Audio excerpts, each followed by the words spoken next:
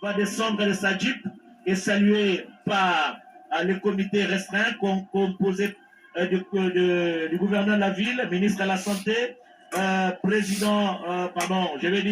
le commandant de la 14e région militaire, le bourgmestre de la Gombe, le DG de Beseko. Voilà le chef de l'État qui vient d'arriver. Il salue les comités d'accueil, très chers téléspectateurs. Regardez, j'aime beaucoup la sociologie de la communication. Jusqu'à Koussema ne va pas me contredire. L'expression faciale du chef de l'État. Il est décontracté et on sent dans son visage qu'il a le sentiment du devoir accompli. Regardez. Un projet qu'il a commencé et qui vient d'aboutir, qui est arrivé à terme. Donc il y a de quoi être heureux. Et aujourd'hui, Félix Tshisekedi est l'homme le plus heureux parce qu'il vient inaugurer des œuvres qu'il a entamées et des œuvres qui n'ont pas de précédent, on l'a dit. Seuls les colons, comme le disait le ministre tout à l'heure, seuls les Belges ont construit ce genre de bâtiment et lui est le deuxième à la place. Merci Giscard Koussema. Regardez cet accueil délirant féerique réservé aux garants de la nation. Les œuvres de Félix Antoine Tshisekedi Tshilombo ne sont pas seulement à Kinshasa, il faut le dire, et disséminées à travers tout le pays, surtout au travers de son programme de développement local de 145 territoires. Il salue les invités qui sont là, le président du CESAC, le premier ministre. Bientôt, le chef de l'État va prendre place sur son fauteuil présidentiel. Mettons juste de dire salutations à ces gens à ces invités qui ont fait le déplacement du centre hospitalier universitaire Renaissance. Regardez comment il est heureux. Il est tout heureux. Félix Antoine Tshisekedi Tshilombo, ovationné par le président.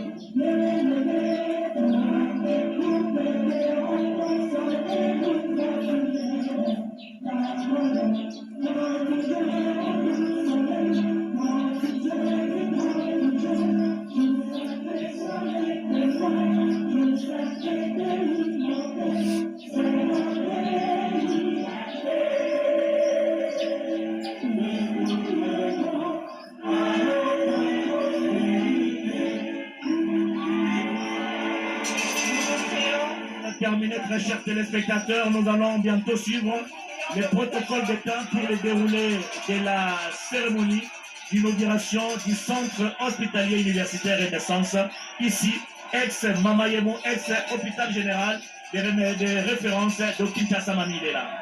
Bolele Babylona teku monene ekolo pesi Antoine Tshisekedi Tshilombo asili bongo konyata mabele ya Mamayemo togomesana akombo sika centre hospitalier universitaire Renaissance et lati molato mwasika molato mwakitoko centre etongami ebongisami mosolo nde bayebisi na biso euti na sanduku ya leta mpe ezali manaka na mabongisamaki nzela ya ministère ya santé ezali kokambema na munganga Roger Kamba mpe kuna babongisi masopo te etongama na biteni mine lolenge ndeko Guy César Odimba alimbona biso sika tokola toyambi tata mokonzi ya ekolo na tembe te tokoliki ate tolingi okobanda manaka mabiso ma moko mwa lelo mpe sika esengo etondi awa basali ba hôpital mama emu bakambemi na monganga givengi nzambi batondi na nsai batondi na esengo pamba te bango bazwi bongo bibundeli bya sika ndako ya sika wape pai bakosala mosala mwa bango mwa bopesi bokao bwa nzoto awa na biso basali ba mama emo batondi na esengo bazali kopesa kosanzola tata mokonzi ya ekolo Félix Antoine Tshisekedi Tshilombo toyebi te soki mpe mobenga akoki kotika tolanda maloba ya basali ya mama emo maye bazali koloba toyebi te na bibundeli ya te mpe ezali na yango makoki bakosalema tozali kokoba lobe na loyembo ya kamapa lembo ya mama emo tolanda yango te viki kenge azoloma yango te protocole d'etat akamata maloba.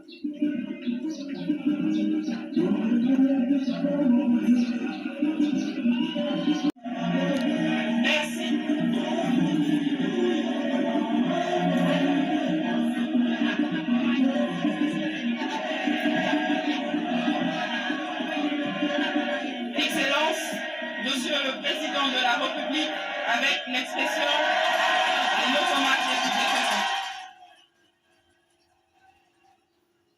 Dans du public qui a demandé au président de soulever la main et il a exécuté. C'est quelqu'un qui obtempère la volonté populaire. On a l'habitude de le voir. Regardez comment il est tout content, avec un personnel plus que jamais déterminé pour travailler dans des conditions de plus décentes. Regardez, cette jeunesse mobilisée entièrement au service de la nation, infirmières, médecins, tout le monde à l'unisson pour dire merci. Merci à cet homme. Votre Excellence, Monsieur le Président de la République, procédera à l'inauguration de l'hôpital général de référence de Kinshasa, ex-Mama Emo, qui revêt sa nouvelle robe moderne grâce aux fruits de votre vision, Excellence, Monsieur le Président de la République. Le programme prévoit le mot du directeur général du Bureau central de coordination, BCCO en sigle, le mot du médecin directeur de l'hôpital général de référence de Kinshasa, ex-Mama Emo, la locution de circonstances du ministre de la Santé, Hygiène et Prévention. Ensuite interviendra la coupure du ruban symbolique, le dévoilement de la plaque par votre Excellence, Monsieur le Président de la République, suivi de la visite guidée. Excellence, Monsieur le Président de la République, avec votre autorisation, le protocole invite Monsieur le Directeur général de BCCO à prendre la parole.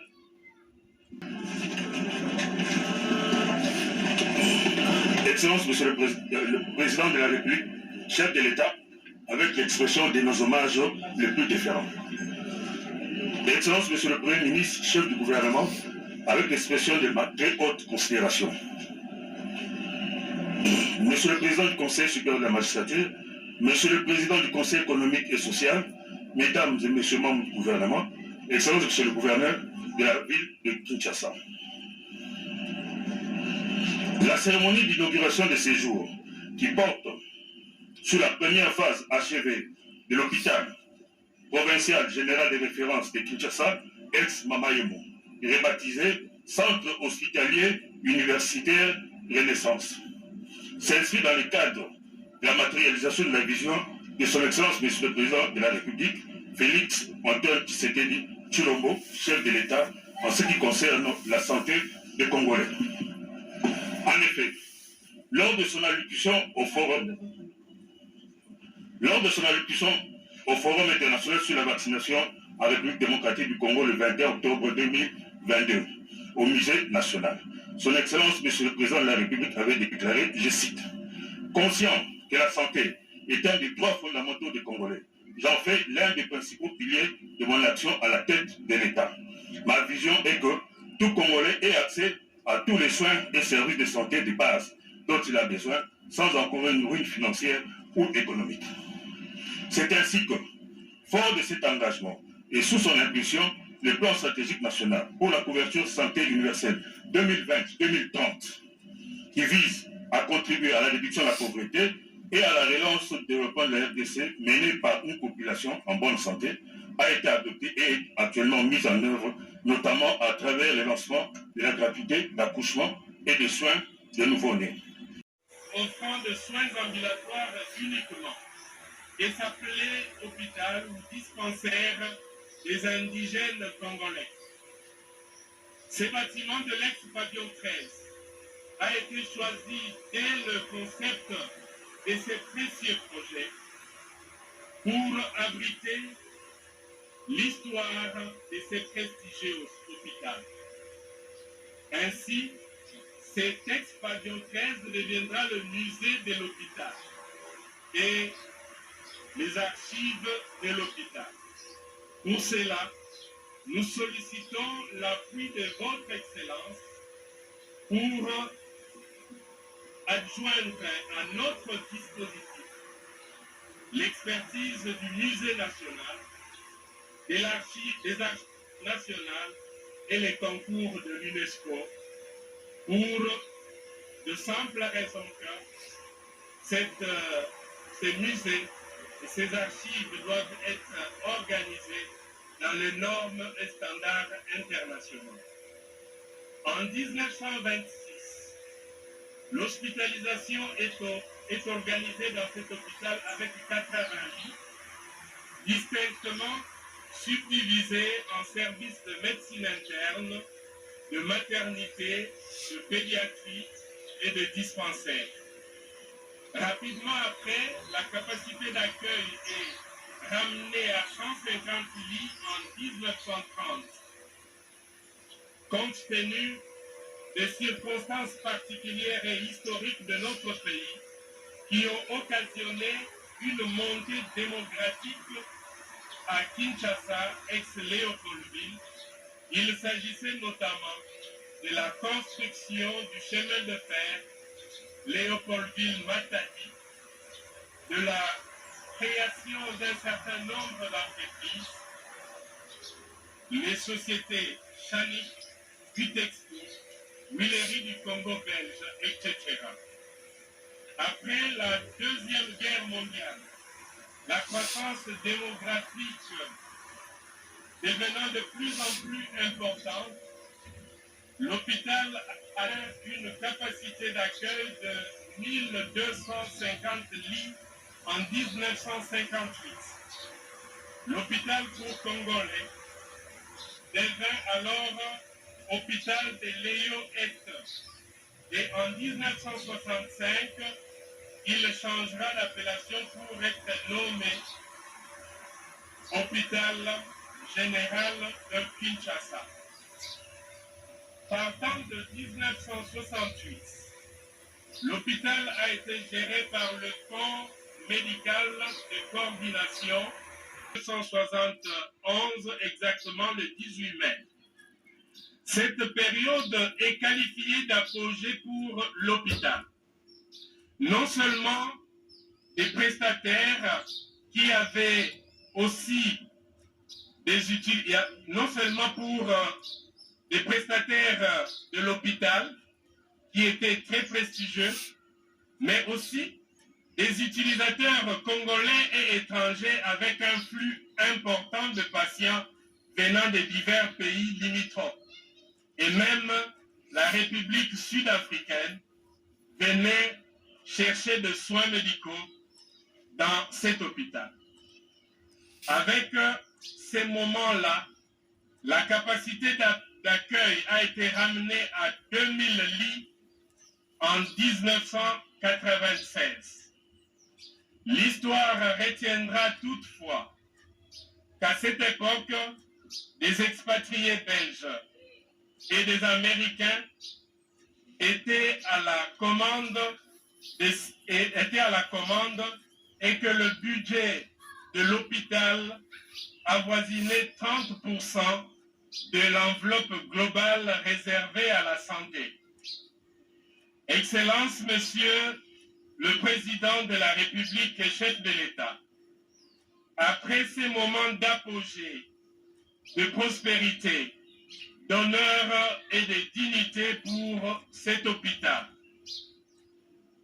Les 3 à 4 dernières décennies ont été caractérisées par des misères, des pleurs, des grincements de dents dus à la dégradation des conditions de travail, plongeant ainsi l'hôpital général dans un trou noir.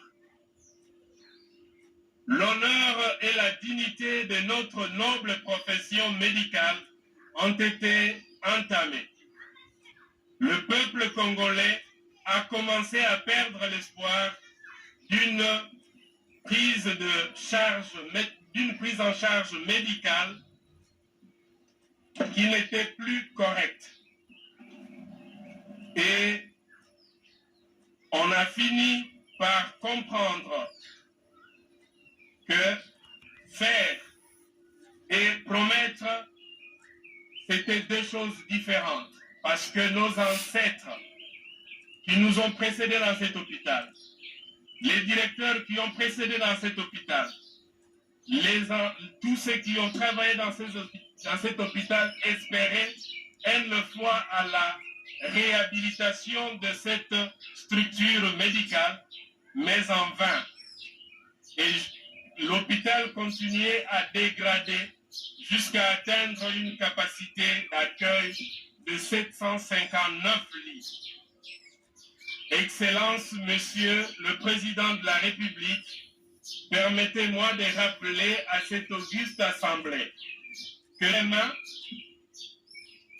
permettez-moi de rappeler à cette auguste assemblée que le 20 restera pour nous une date historique et mémorable parce que c'est effectivement le 20 octobre 2021 que le premier coup de pioche a retenti dans cet hôpital. Espérant que le président de la République viendra d'abord faire un tour pour une cérémonie de pose de première pierre. Mais on nous a soufflé que ça ne vous intéressait pas du tout. Et que ce qui vous intéressait, c'était le commencement des travaux et la rapidité avec laquelle ces travaux devraient se faire. Excellence, Monsieur le Président de la République, chef de l'État, distinguée personnalité et à vos titres et qualités. Dans cette esplanade érigée pour célébrer cette manifestation, je vais rappeler que les anciens qui avaient perdu l'espoir et qui sont encore en vue, il y en a parmi eux qui m'ont approché pour me dire, médecin directeur Mwana Nangai, biso tozelaki likamboyo tango molai, baninga na biso bakufi e basili kokufa, bazo continue kokufa, bazwi chance ya komona likamboyo te. Awa yango esalami, tika ete Nzambe apambola papa Félix Antoine Tshisekedi.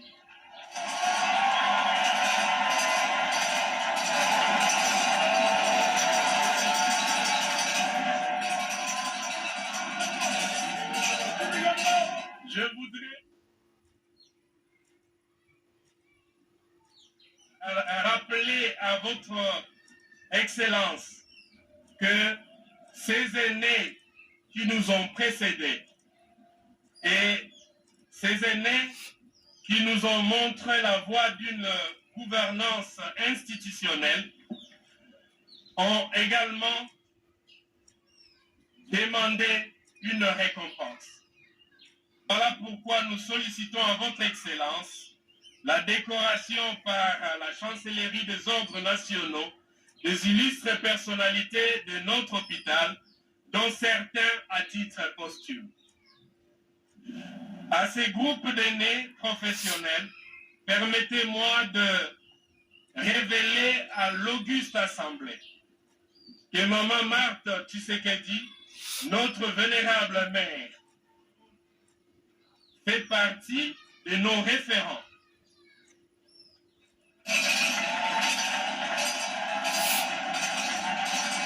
Elle a travaillé au département de gynéco-obstétrique.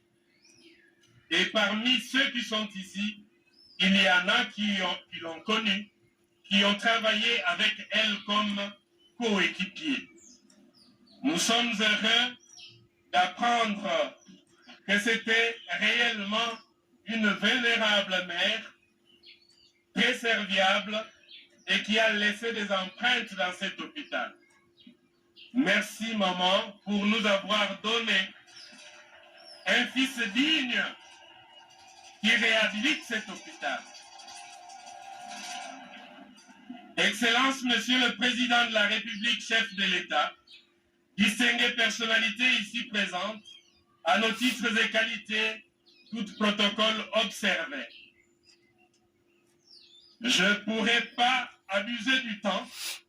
Je crois que notre année reste une année particulière, grâce à Dieu et l'aiguillage de notre autorité de tutelle, qui nous ont accompagnés dans des circonstances combien difficiles, où l'hôpital avait baissé ses recettes de plus de la moitié, mais nous avons résisté pour faire fonctionner cet hôpital de transition jusqu'à atteindre cet heureux jour.